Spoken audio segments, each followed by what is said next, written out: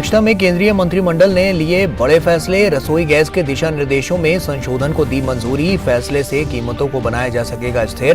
प्रतिकूल बाजार स्थिति से उत्पादकों की हो सकेगी पर्याप्त सुरक्षा।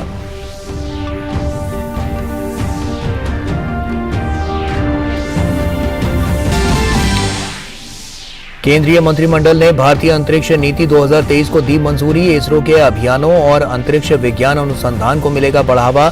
महाराष्ट्र के हिंगोली में 2600 करोड़ रुपए की लागत से बनेगी अत्याधुनिक खगोलशाला।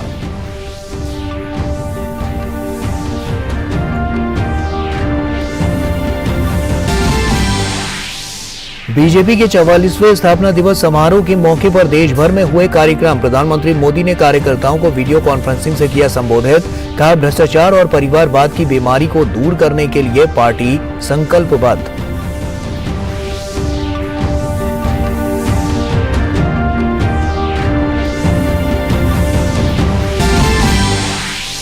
खत्म हुआ संसद का बजट सत्र। लोकसभा की उत्पादकता 34% तो राज्यसभा की उत्पादकता रही 24%। दोनों सदनों के सभापतियों ने हंगामे पर जताई नाराजगी। बीजेपी ने कांग्रेस पर साधा निशाना। विपक्ष ने निकाला मार्च।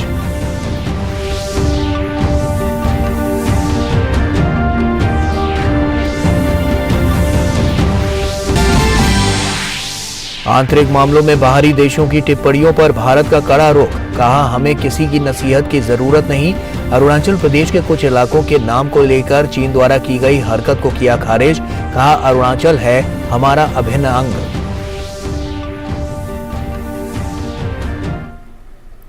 नमस्कार, आप देख रहे हैं डीडी न्यूज। आपके साथ मैं हूं गौरव श्रीवास्तव। तो चलिए बुलेटिन की शुरुआत करते हैं।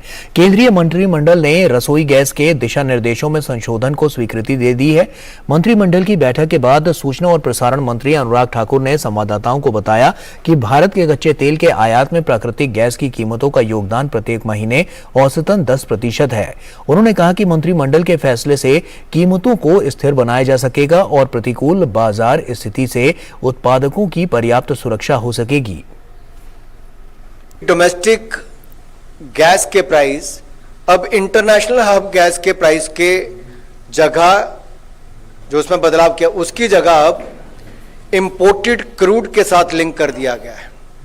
और डोमेस्टिक गैस का प्राइस यानी कि डोमेस्टिक गैस का दाम अब इंडियन क्रूड बास्केट के अंतर्राष्ट्रीय प्राइस का 10% होगा। मान लीजिए अगर 85% दाम है क्रूड का तो उसका 10% $8.5 होगा। और ये अब हर महीने तय किया जाएगा, हर 6 महीने में तय नहीं होगा। दूसरा,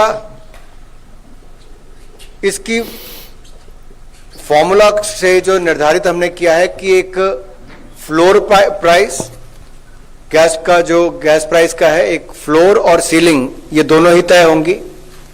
फ्लोर को $4 रखा गया है और सीलिंग को $6.5 रखा गया है। इससे उपभोक्ता भी बचे रहेंगे और हमारी इंडस्ट्री भी बची रहेगी। अगर बहुत कम हो जाता है तो भी इंडस्ट्री को नुकसान होता है, ज्यादा बढ़ जाता है तो उपभोक्ताओं को इसका नुकसान होता है, तो इससे दोनों की रक्षा की जाएगी। केंद्रीय मंत्रिमंडल ने भारतीय अंतरिक्ष नीति 2023 को भी मंजूरी दी। इसका उद्देश्य अंतरिक्ष विभाग की भूमिका बढ़ाना और इसरो के अभियानों की गतिविधियों को प्रोत्साहन देना है। केंद्रीय मंत्री डॉक्टर जितेंद्र सिंह ने कहा कि नई नीति में अनुसंधान, शिक्षा जगत, स्टार्टअप और उद्योग की भागीदारी को बढ़ावा मिलेगा। हमारे विभाग ने काफी समय लगा करके एक इंडियन स्पेस पॉलिसी का एक दस्तावेज तैयार किया था। आज कैबिनेट ने उसको मान्यता दी है, जिसका नाम रहेगा Indian space policy 2023 and which in brief would offer clarity to the role of each of these other components which have been set up to enhance the role of the space department, to give a boost to the activities of the ISRO missions and to have a larger participation, extended participation between the research academia, startups and industry. And industry also will be feeling emboldened and enabled to have a larger participation. तो इसका ये दस्तावेज आज जारी हुआ है। केंद्रीय मंत्री डॉक्टर जितेंद्र सिंह ने जानकारी दी कि महाराष्ट्र में एक अत्याधुनिक खगोलशाला स्थापित की जाएगी। इस पर 2600 करोड़ रुपए की लागत आएगी। जो हमारे ब्रह्मांड के बहुत सारी बारीकियां हैं, और अब तो चूंकि बहुत सारी मात्रा में स्क्रैप भी आ रहा है, स्पेस स्क्रैप, जैसे कचरा धरती पर इस तरह, तो छोटे छोटे छोटे ना केवल अनुसंधान और शोध की दृष्टि से, बल्कि उसका हमारे अन्य पहलुओं पर किस प्रकार से प्रभाव पड़ता है, जीवन पर प्रभाव पड़ सकता है, अर्थव्यवस्था पर प्रभाव पड़ सकता है, तो उन बारीकियों को समझने के लिए ऑब्जर्वेटरीज की एक कल्पना की गई है। और इसमें महत्वपूर्ण बात यह है कि आज तक विश्व भर में केवल 2 ऑब्जर्वेटरीज इस प्रकार थी, 2 यूनाइटेड स्टेट्स में थी। तो ये जो एमओयू में हस्ताक्षर हुए थे प्रधानमंत्री जी की ही पहल पर, इसमें ये निर्णय लिया गया और यूएसए ने भी इस बात को स्वीकार किया कि जो तीसरी ऑब्जर्वेटरी होगी उसकी स्थापना भारत में की जाएगी। तो ये हमारे लिए एक प्रतिष्ठा का भी विषय है। It also adds steam to India's capacities and capabilities as far as our space technology and our space capabilities are concern. और ये 2600 करोड़ रुपए की लागत से this laser gravitational observatory will be set up. इसके लिए स्थान का चयन किया गया है महाराष्ट्र में हिंगोली स्थान पर। गुरुवार को भाजपा ने अपना 44वां स्थापना दिवस मनाया। इस मौके पर कई आयोजन हुए। प्रधानमंत्री मोदी ने वर्चुअल माध्यम से मुख्य कार्यक्रम को संबोधित किया। प्रधानमंत्री ने जहां भाजपा के बड़े कार्यक्रमों का विस्तार से जिक्र किया, तो वहीं विपक्षियों पर भी जमकर हमला किया। प्रधानमंत्री मोदी ने भाजपा कार्यकर्ताओं से अगले वर्षों के लिए लक्ष्य तय करके काम करने की अपील भी की। छोटे से छोटे कार्यकर्ता से लेकर के वरिष्ठ पद पर से पार्टी की और देश की सेवा करने वाले सभी महानुभावों का मैं आज शीश झुका करके प्रणाम करता हूं।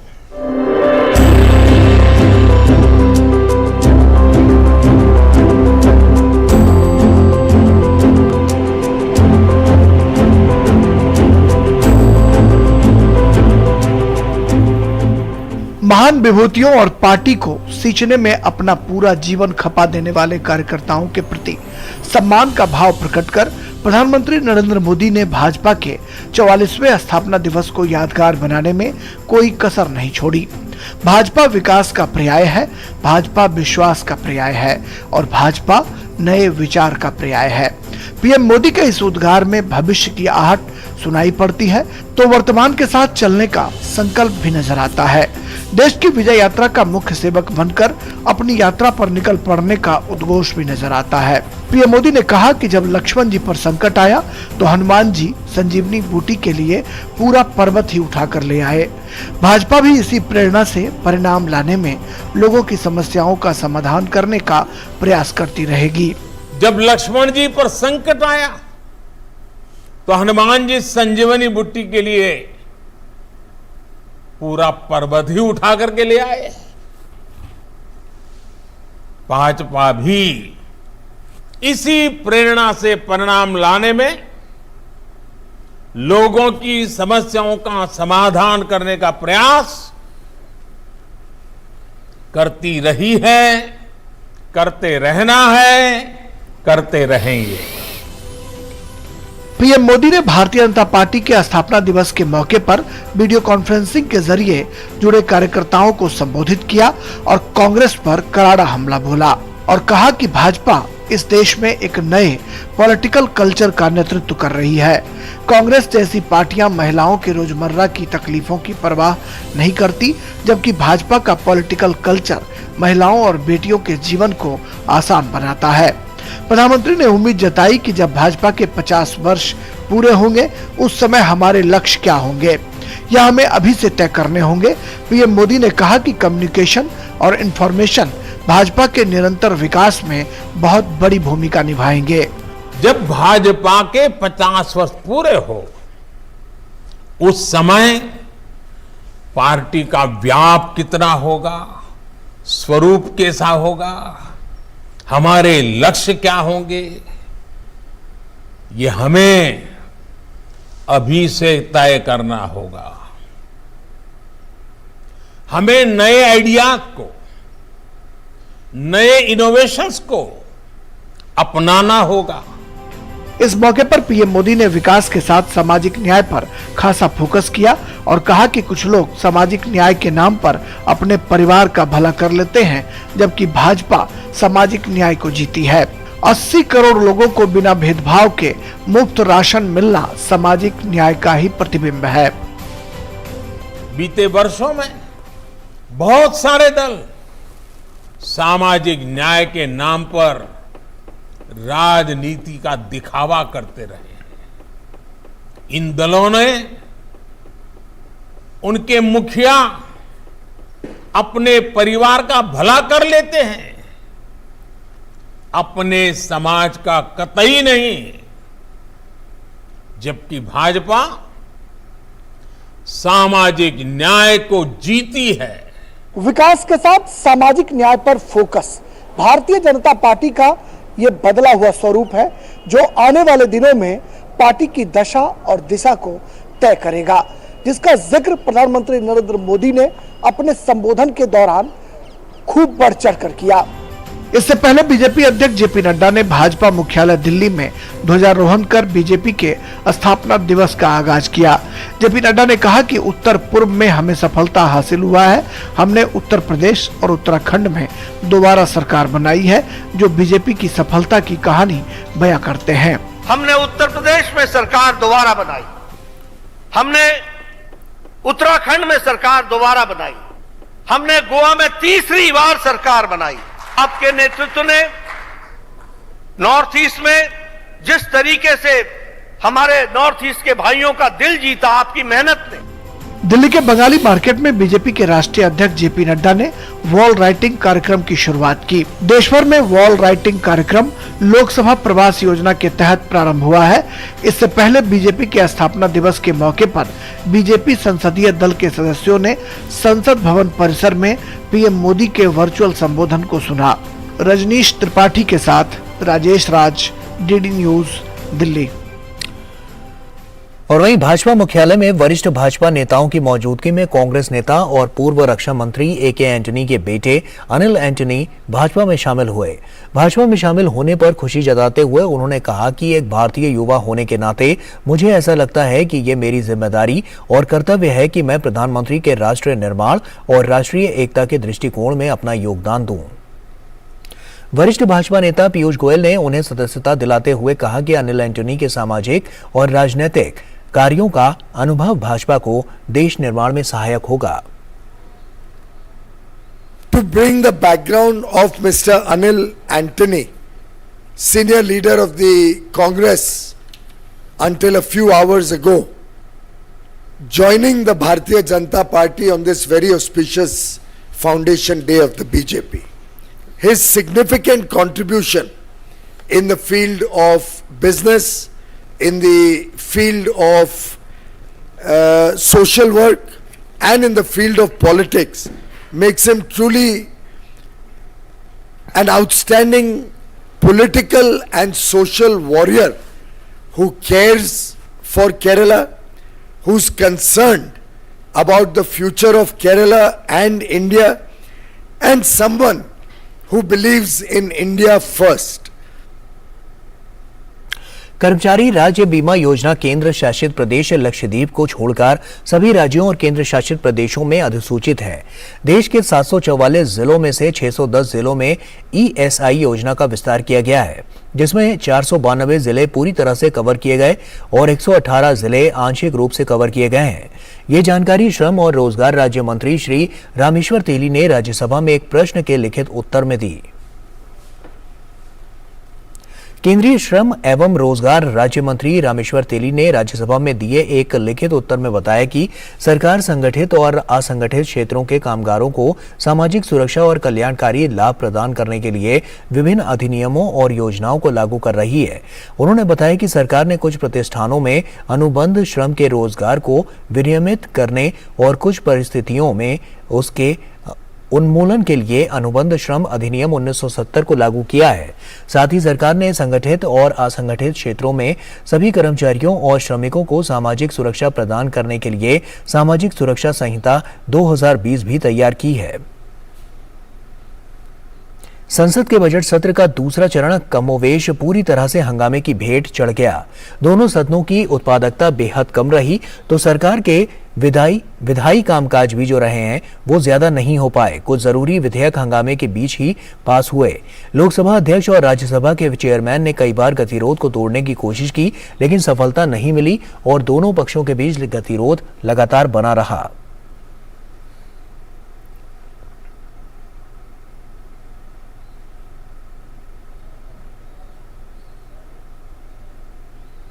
भारत ने आंतरिक मामलों पर कुछ विदेशी सरकारों के बयानों को खारिज कर दिया है। विदेश मंत्रालय के प्रवक्ता अरिंदम बागची ने कहा कि यह समझना मुश्किल है कि ऐसे बयानों से क्या हासिल करने का प्रयास किया जाता है। उन्होंने कहा कि भारत को ऐसे बयानों की जरूरत नहीं है और न ही इनका कोई मतलब है। We see comments from time to time by foreign governments on developments in India. Germany is a recent example. I am not sure what they seek to achieve by such comments. Certainly, India is not waiting for their views or validation. Nor do such comments matter for the functioning of the Indian systems and institutions. और वहीं चीन के लिए भारतीय पत्रकारों की visa के मुद्दे पर अरिंदम बागची ने कहा कि इसको लेकर विदेश मंत्रालय चीनी अधिकारियों से संपर्क में है। There are Chinese journalists who have valid Indian visas for pursuing journalistic activities in India. So from that perspective, we do not see any limitations or difficulties in reporting or doing media coverage. As regards Indian journalists working in China, we would hope that Chinese authorities would facilitate their continued presence and reporting from China. We are in touch with Chinese authorities in this regard. Arunachal Pradesh के कुछ इलाकों के नाम को लेकर चीन की हरकत को विदेश मंत्रालय ने खारिज करते हुए कहा कि अरुणाचल देश का अभिन्न हिस्सा है। अरुणाचल प्रदेश के बारे में कुछ जगहों की नाम बदलने या नए नामांकन करने की जो इन्होंने कोशिश की है चीन ने, ये भारत और चीन के बीच में सोल्यूशन निकालना पड़ेगा। अगर हमें कोई समर्थन करता है तो बहुत अच्छी बात है, पर मैं ये नहीं कहना चाहूँगा कि उनके समर्थन या असमर्थन के वजह से हमारा कोई पोजीशन बदलेगा। अरुणाचल प्रदेश अभिन्न अंग है भारत का और इसके लिए बाकी हम किसी का सपोर्ट के लिए जरूरी नहीं है हमारा पोजीशन बदले उससे। प्रधानमंत्री द्वारा 75वें स्वतंत्रता दिवस के अवसर पर भारत सरकार की प्रत्येक सामाजिक सुरक्षा दायरा योजना में वर्ष 2024 तक चरणबद्ध तरीके से फोर्टिफाइड चावल की आपूर्ति करने की घोषणा के अनुरूप इस दिशा में पिछले 2 वर्षों के दौरान निरंतर प्रगति की गई है। केंद्रीय खाद्य एवं सार्वजनिक वितरण विभाग के सचिव संजीव चोपड़ा ने कहा कि चावल की फोर्टिफिकेशन योजना के अंतर्गत दूसरे चरण के लिए मार्च 2023 तक के निर्धारित 100% लक्ष्य को हासिल कर लिया गया है। देखते हैं ओपी यादव की ये रिपोर्ट। कुपोषण की समस्या को दूर करने के लिए मध्याह्न भोजन जैसी विभिन्न योजनाओं के माध्यम से गरीबों को फोर्टिफाइड चावल वितरित करने के लिए बीते साल आर्थिक मामलों की कैबिनेट कमेटी ने राशन की दुकानों समेत अन्य माध्यम से फोर्टिफाइड चावल वितरित करने के प्रस्ताव को मंजूरी दे दी थी। इस विषय पर कृषि भवन में आयोजित संवाददाता सम्मेलन में बोलते हुए केंद्रीय खाद्य सचिव संजीव चोपड़ा ने कहा कि 27 राज्यों में कुल 269 जिलों ने लक्षित सार्वजनिक वितरण प्रणाली के तहत फोर्टिफाइड चावल का वितरण शुरू कर दिया है। मार्च 2023 तक दूसरे चरण के लक्ष्य को 100% प्राप्त कर लिया है।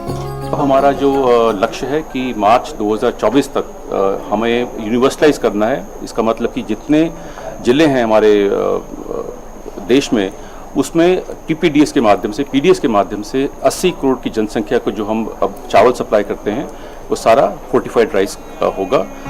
सम्मेलन में मौजूद संयुक्त राष्ट्र संघ विश्व खाद्य कार्यक्रम की अधिकारी डॉक्टर सारिका ने कहा कि कुपोषण मुक्त भारत की संकल्पना को साकार करने के क्रम में भारत सरकार द्वारा चलाई जा रही योजनाएं सराहनीय हैं।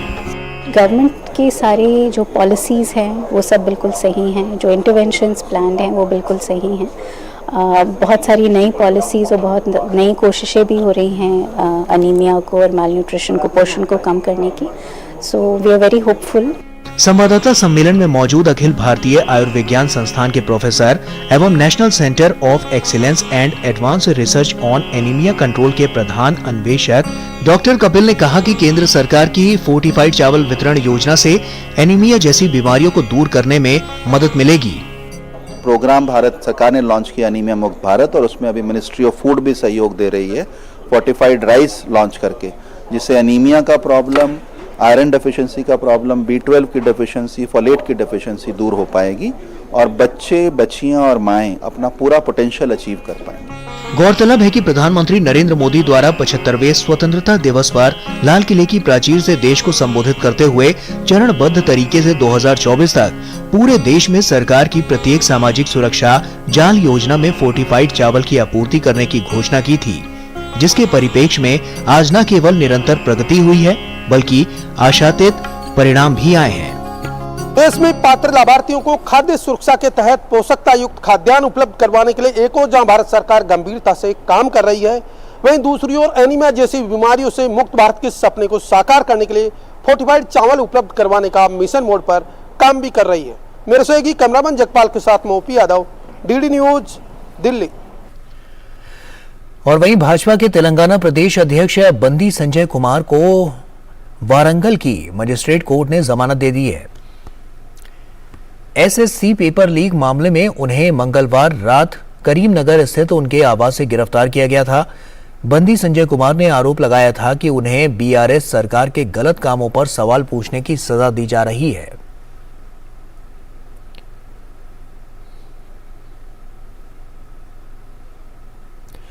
और विश्व कप विजेता अर्जेंटीना ने फीफा रैंकिंग में ब्राजील की बादशाहत को समाप्त करते हुए शीर्ष स्थान हासिल कर लिया है। 6 साल में यह पहला मौका है जब अर्जेंटीना ने फीफा विश्व रैंकिंग में पहला स्थान प्राप्त करने में वो कामयाब रहा है। अर्जेंटीना ने पिछले महीने 2 अंतर्राष्ट्रीय फ्रेंडली मैचों में जीत दर्ज की थी, जिससे वो ब्राजील को हटाकर शीर्ष पर पहुंचने में सफल रहा। ब्राजील तीसरे स्थान पर खिसक गया। अर्जेंटीना ने पिछले साल के अंत में कतर में हुए विश्व कप में को जीतने में सफलता पाई थी। विश्व कप के फाइनल में अर्जेंटीना से हारने वाला फ्रांस का एक पायदान चढ़कर दूसरे स्थान पर पहुंच गया है।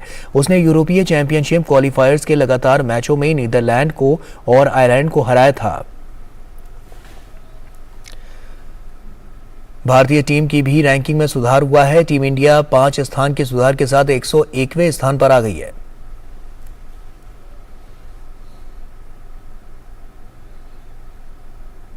और इसी के साथ फिलहाल इस बुलेटिन में इतना ही। मुझे और मेरी पूरी टीम को दीजिए इजाजत। नमस्कार।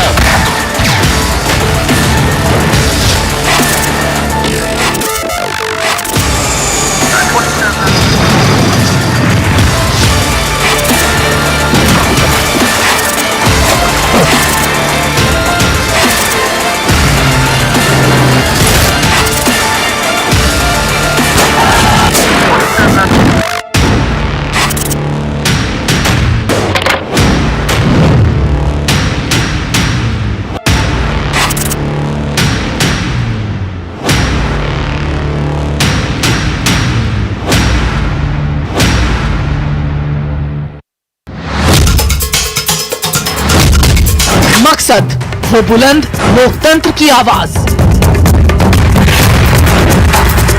जज्बा तमाशे का शोर नहीं, जनहित पर हुजूर,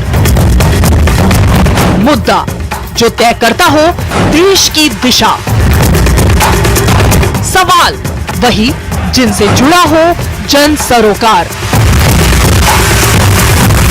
देखिए 5 की पंचायत मेरे साथ सोमवार से शुक्रवार शाम 5 बजे सिर्फ DD न्यूज पर।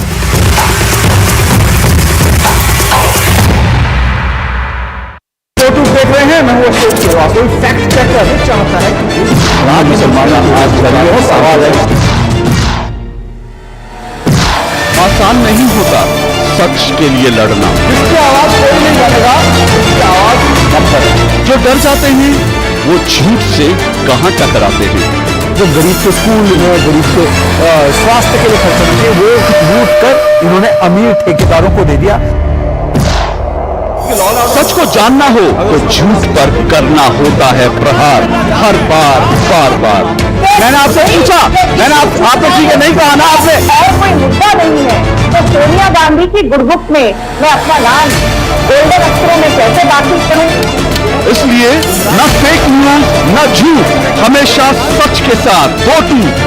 देखिए मेरे साथ दो टूक, सोमवार से शुक्रवार रात 9 बजे सिर्फ डीडी न्यूज पर।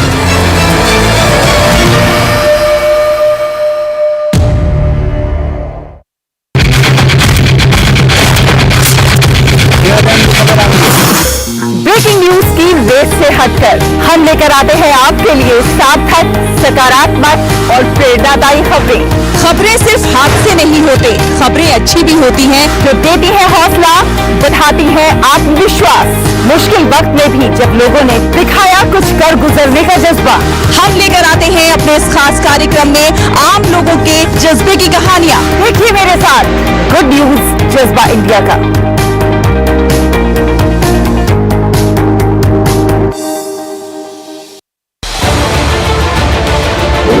उत्तर से दक्षिण तक, पूर्व से पश्चिम तक, देश हो या दुनिया की खबर है तो पड़ताल जरूरी है। देखिए हमारे साथ मेरे पीछे भारत की सबसे एजेंडा भारत का है और किस तरह से एक नई छुपाव इस वक्त लोगों को अगर स्वरोजगार से आपने तो इसमें सोमवार से शुक्रवार दोपहर 3 बजे सिर्फ डीडी न्यूज पर।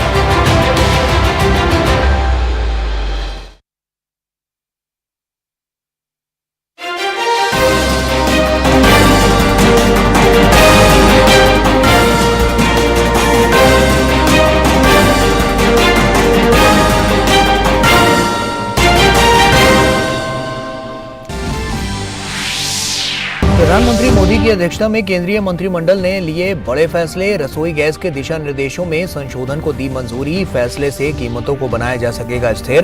प्रतिकूल बाजार स्थिति से उत्पादकों की हो सकेगी पर्याप्त सुरक्षा।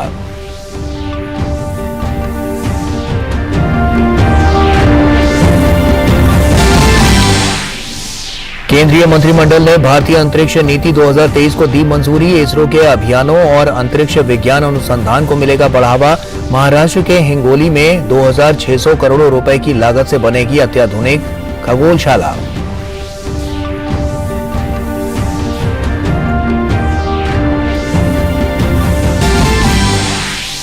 बीजेपी के 44वें स्थापना दिवस समारोह के मौके पर देश भर में हुए कार्यक्रम। प्रधानमंत्री मोदी ने कार्यकर्ताओं को वीडियो कॉन्फ्रेंसिंग से किया संबोधित। कहा, भ्रष्टाचार और परिवारवाद की बीमारी को दूर करने के लिए पार्टी संकल्पबद्ध।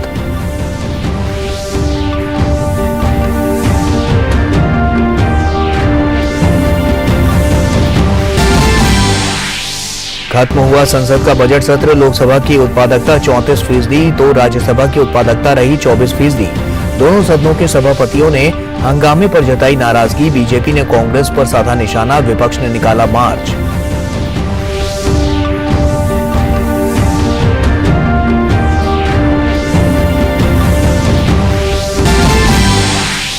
आंतरिक मामलों में बाहरी देशों की टिप्पणियों पर भारत का कड़ा रुख। कहा, हमें किसी की नसीहत की जरूरत नहीं। अरुणाचल प्रदेश के कुछ इलाकों के नाम को लेकर चीन द्वारा की गई हरकत को किया खारिज। कहा, अरुणाचल है हमारा अभिन्न अंग।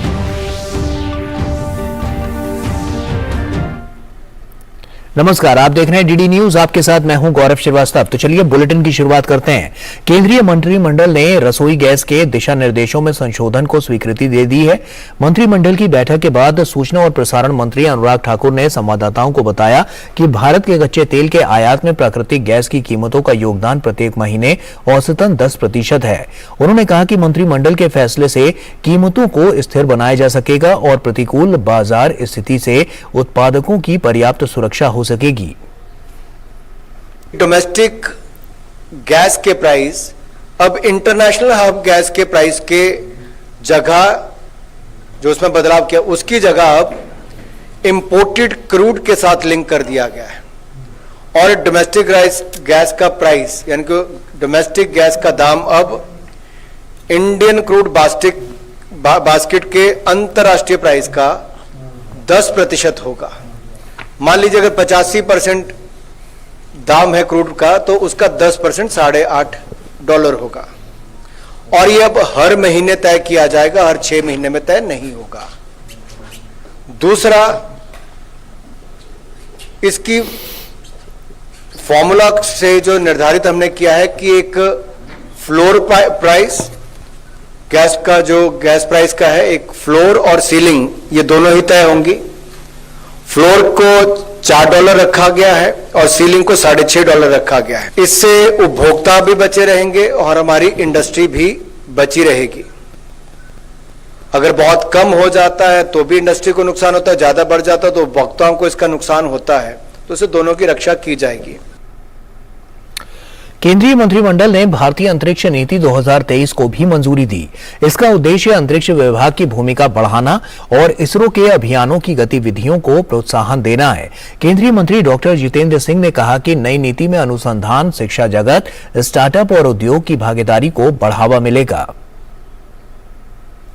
हमारे विभाग ने काफी समय लगा करके एक इंडियन स्पेस पॉलिसी का एक दस्तावेज तैयार किया था। आज कैबिनेट ने उसको मान्यता दी है, जिसका नाम रहेगा Indian space policy 2023 and which in brief would offer clarity to the role of each of these other components which have been set up to enhance the role of the Space Department, to give a boost to the activities of the ISRO missions and to have a larger participation, extended participation between the research academia, startups and industry. And industry also will be feeling emboldened and enabled to have a larger participation. तो इसका ये दस्तावेज आज जारी हुआ है। केंद्रीय मंत्री डॉक्टर जितेंद्र सिंह ने जानकारी दी कि महाराष्ट्र में एक अत्याधुनिक खगोलशाला स्थापित की जाएगी। इस पर 2600 करोड़ रुपए की लागत आएगी।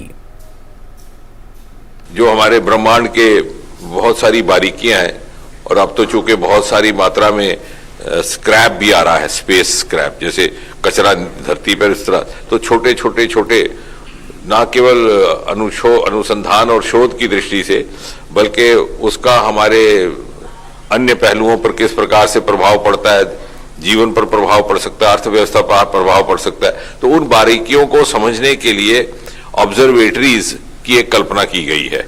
और इसमें महत्वपूर्ण बात यह है कि आज तक विश्व भर में केवल 2 ऑब्जर्वेटरीज इस प्रकार थी, 2 यूनाइटेड स्टेट्स में थी।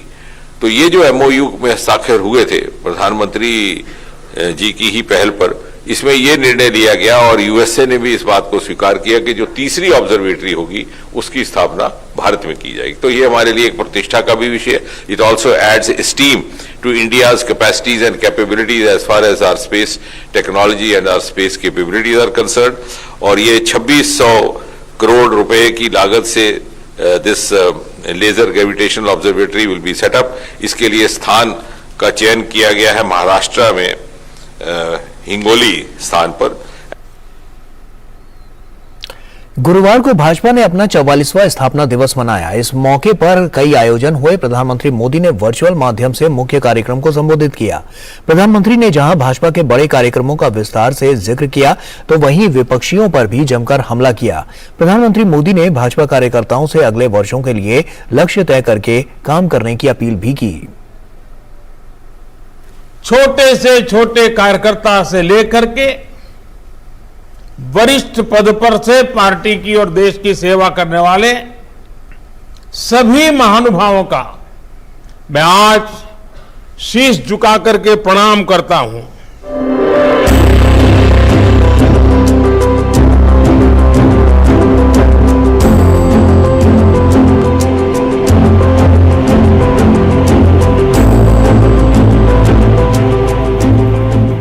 महान विभूतियों और पार्टी को सींचने में अपना पूरा जीवन खपा देने वाले कार्यकर्ताओं के प्रति सम्मान का भाव प्रकट कर प्रधानमंत्री नरेंद्र मोदी ने भाजपा के 44वें स्थापना दिवस को यादगार बनाने में कोई कसर नहीं छोड़ी।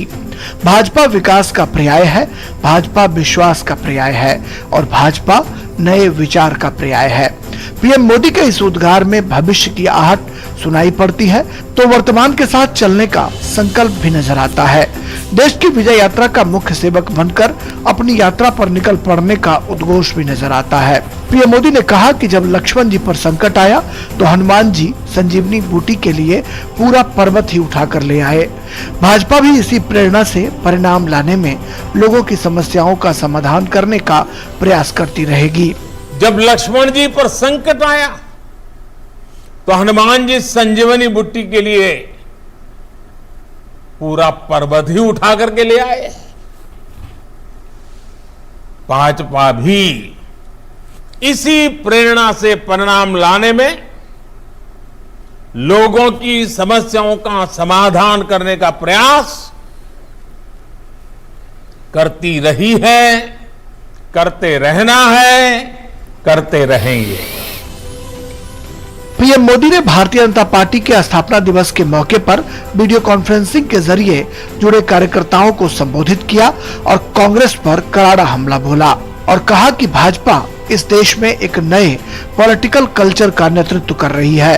कांग्रेस जैसी पार्टियां महिलाओं के रोजमर्रा की तकलीफों की परवाह नहीं करती, जबकि भाजपा का पॉलिटिकल कल्चर महिलाओं और बेटियों के जीवन को आसान बनाता है। प्रधानमंत्री ने उम्मीद जताई कि जब भाजपा के 50 वर्ष पूरे होंगे उस समय हमारे लक्ष्य क्या होंगे, यह हमें अभी से तय करने होंगे। पीएम मोदी ने कहा कि कम्युनिकेशन और इंफॉर्मेशन भाजपा के निरंतर विकास में बहुत बड़ी भूमिका निभाएंगे। जब भाजपा के 50 वर्ष पूरे हो उस समय पार्टी का व्याप कितना होगा, स्वरूप कैसा होगा, हमारे लक्ष्य क्या होंगे, ये हमें अभी से तय करना होगा। हमें नए आइडियाज को, नए इनोवेशंस को अपनाना होगा। इस मौके पर पीएम मोदी ने विकास के साथ सामाजिक न्याय पर खासा फोकस किया और कहा कि कुछ लोग सामाजिक न्याय के नाम पर अपने परिवार का भला कर लेते हैं, जबकि भाजपा सामाजिक न्याय को जीती है। 80 करोड़ लोगों को बिना भेदभाव के मुफ्त राशन मिलना सामाजिक न्याय का ही प्रतिबिंब है। बीते वर्षों में बहुत सारे दल सामाजिक न्याय के नाम पर राजनीति का दिखावा करते रहे। इन दलों ने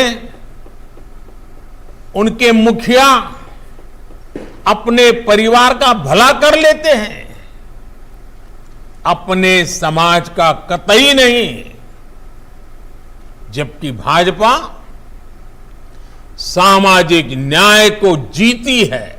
विकास के साथ सामाजिक न्याय पर फोकस भारतीय जनता पार्टी का ये बदला हुआ स्वरूप है, जो आने वाले दिनों में पार्टी की दशा और दिशा को तय करेगा, जिसका जिक्र प्रधानमंत्री नरेंद्र मोदी ने अपने संबोधन के दौरान खूब बढ़ चढ़कर किया। इससे पहले बीजेपी अध्यक्ष जेपी नड्डा ने भाजपा मुख्यालय दिल्ली में ध्वजारोहण कर बीजेपी के स्थापना दिवस का आगाज किया। जेपी नड्डा ने कहा कि उत्तर पूर्व में हमें सफलता हासिल हुआ है। हमने उत्तर प्रदेश और उत्तराखंड में दोबारा सरकार बनाई है, जो बीजेपी की सफलता की कहानी बयां करते हैं। हमने उत्तर प्रदेश में सरकार दोबारा बनाई, हमने उत्तराखंड में सरकार दोबारा बनाई, हमने गोवा में तीसरी बार सरकार बनाई। आपके नेतृत्व ने नॉर्थ ईस्ट में जिस तरीके से हमारे नॉर्थ ईस्ट के भाइयों का दिल जीता, आपकी मेहनत ने। दिल्ली के बंगाली मार्केट में बीजेपी के राष्ट्रीय अध्यक्ष जेपी नड्डा ने वॉल राइटिंग कार्यक्रम की शुरुआत की। देश भर में वॉल राइटिंग कार्यक्रम लोकसभा प्रवास योजना के तहत प्रारंभ हुआ है। इससे पहले बीजेपी के स्थापना दिवस के मौके पर बीजेपी संसदीय दल के सदस्यों ने संसद भवन परिसर में पीएम मोदी के वर्चुअल संबोधन को सुना। रजनीश त्रिपाठी के साथ राजेश राज, डीडी न्यूज, दिल्ली। और वहीं भाजपा मुख्यालय में वरिष्ठ भाजपा नेताओं की मौजूदगी में कांग्रेस नेता और पूर्व रक्षा मंत्री ए.के. एंटनी के बेटे अनिल एंटनी भाजपा में शामिल हुए। भाजपा में शामिल होने पर खुशी जताते हुए उन्होंने कहा कि एक भारतीय युवा होने के नाते मुझे ऐसा लगता है कि ये मेरी जिम्मेदारी और कर्तव्य है कि मैं प्रधानमंत्री के राष्ट्रीय निर्माण और राष्ट्रीय एकता के दृष्टिकोण में अपना योगदान दूं। वरिष्ठ भाजपा नेता पीयूष गोयल ने उन्हें सदस्यता दिलाते हुए कहा कि अनिल एंटनी के सामाजिक और राजनीतिक कार्यों का अनुभव भाजपा को देश निर्माण में सहायक होगा। To bring the background of Mr. Anil Antony, senior leader of the Congress until a few hours ago, joining the Bharatiya Janata Party on this very auspicious foundation day of the BJP. His significant contribution in the field of business, in the field of social work and in the field of politics makes him truly an outstanding political and social warrior who cares for Kerala, who's concerned about the future of Kerala and India, and someone who believes in India first. कर्मचारी राज्य बीमा योजना केंद्र शासित प्रदेश लक्षद्वीप को छोड़कर सभी राज्यों और केंद्र शासित प्रदेशों में अधिसूचित है। देश के 744 जिलों में से 610 जिलों में ईएसआई योजना का विस्तार किया गया है, जिसमें 492 जिले पूरी तरह से कवर किए गए और 118 जिले आंशिक रूप से कवर किए गए हैं। ये जानकारी श्रम और रोजगार राज्य मंत्री श्री रामेश्वर तेली ने राज्यसभा में एक प्रश्न के लिखित उत्तर में दी। केंद्रीय श्रम एवं रोजगार राज्य मंत्री रामेश्वर तेली ने राज्यसभा में दिए एक लिखित उत्तर में बताया कि सरकार संगठित और असंगठित क्षेत्रों के कामगारों को सामाजिक सुरक्षा और कल्याणकारी लाभ प्रदान करने के लिए विभिन्न अधिनियमों और योजनाओं को लागू कर रही है। उन्होंने बताया कि सरकार ने कुछ प्रतिष्ठानों में अनुबंध श्रम के रोजगार को विनियमित करने और कुछ परिस्थितियों में उसके उन्मूलन के लिए अनुबंध श्रम अधिनियम 1970 को लागू किया है। साथ ही सरकार ने संगठित और असंगठित क्षेत्रों में सभी कर्मचारियों और श्रमिकों को सामाजिक सुरक्षा प्रदान करने के लिए सामाजिक सुरक्षा संहिता 2020 भी तैयार की है। संसद के बजट सत्र का दूसरा चरण कमोवेश पूरी तरह से हंगामे की भेंट चढ़ गया। दोनों सदनों की उत्पादकता बेहद कम रही तो सरकार के विधायी कामकाज भी जो रहे हैं वो ज्यादा नहीं हो पाए। कुछ जरूरी विधेयक हंगामे के बीच ही पास हुए। लोकसभा अध्यक्ष और राज्यसभा के चेयरमैन ने कई बार गतिरोध को तोड़ने की कोशिश की, लेकिन सफलता नहीं मिली और दोनों पक्षों के बीच गतिरोध लगातार बना रहा।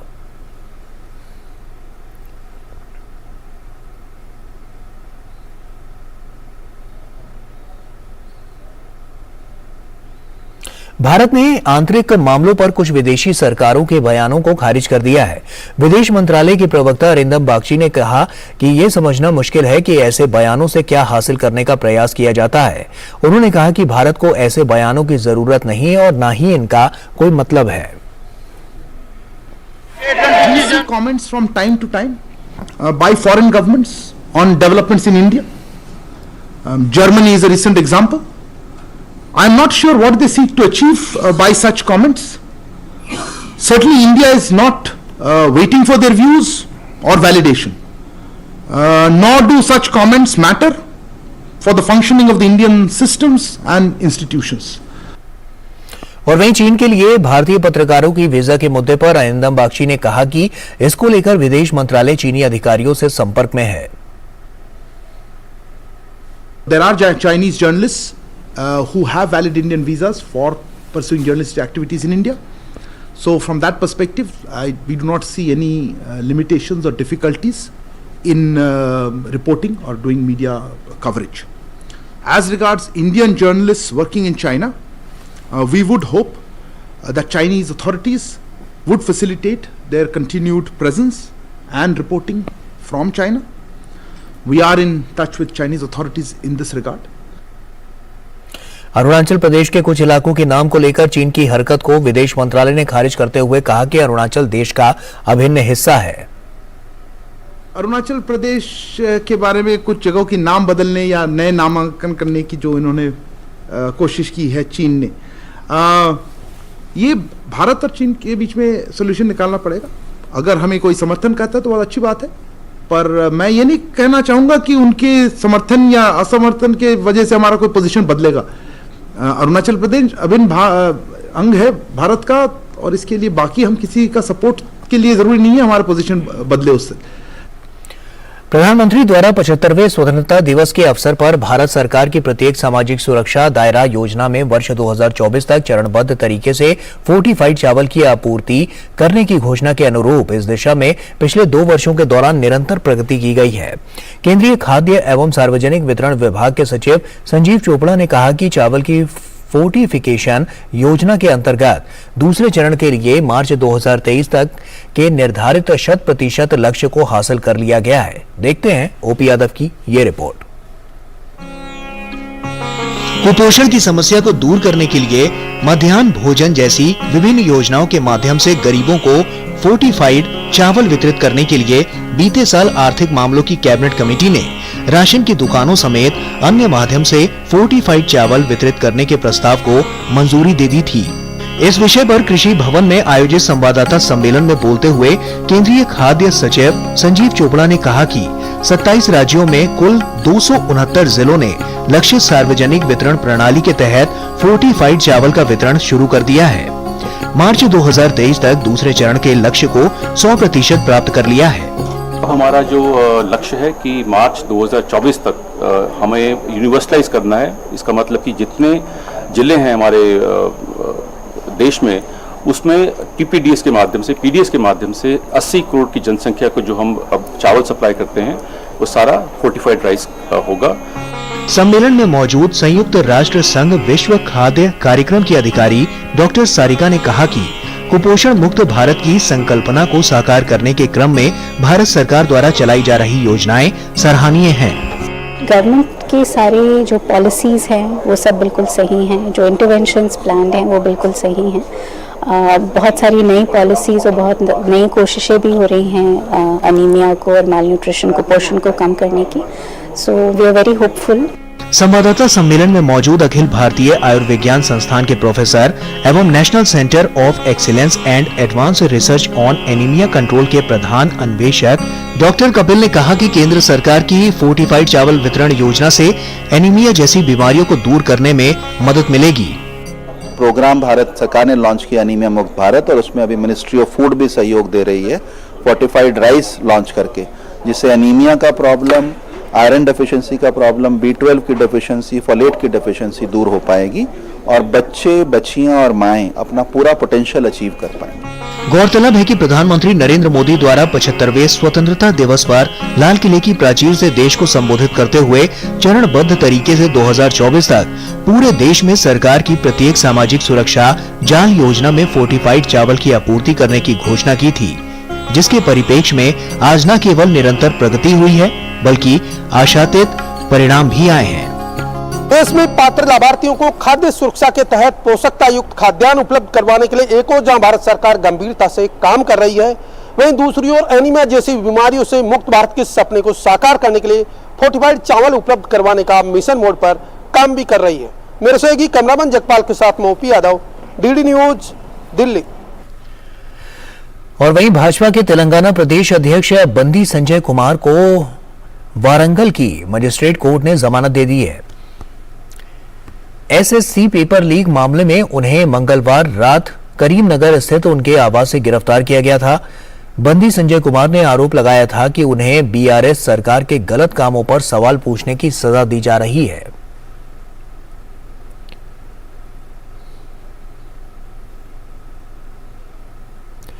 और विश्व कप विजेता अर्जेंटीना ने फीफा रैंकिंग में ब्राजील की बादशाहत को समाप्त करते हुए शीर्ष स्थान हासिल कर लिया है। 6 साल में यह पहला मौका है जब अर्जेंटीना ने फीफा विश्व रैंकिंग में पहला स्थान प्राप्त करने में वो कामयाब रहा है। अर्जेंटीना ने पिछले महीने 2 अंतर्राष्ट्रीय फ्रेंडली मैचों में जीत दर्ज की थी, जिससे वो ब्राजील को हटाकर शीर्ष पर पहुंचने में सफल रहा। ब्राजील तीसरे स्थान पर खिसक गया। अर्जेंटीना ने पिछले साल के अंत में कतर में हुए विश्व कप में को जीतने में सफलता पाई थी। विश्व कप के फाइनल में अर्जेंटीना से हारने वाला फ्रांस का एक पायदान चढ़कर दूसरे स्थान पर पहुंच गया है। उसने यूरोपीय चैंपियनशिप क्वालिफायर्स के लगातार मैचों में नीदरलैंड को और आयरलैंड को हराया था। भारतीय टीम की भी रैंकिंग में सुधार हुआ है। टीम इंडिया 5 स्थान के सुधार के साथ 101वें स्थान पर आ गई है।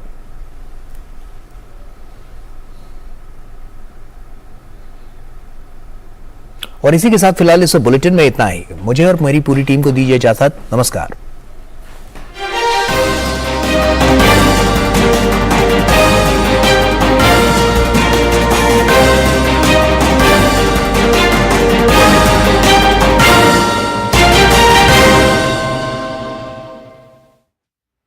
दिन भर की सुर्खियों से अलग खबरों की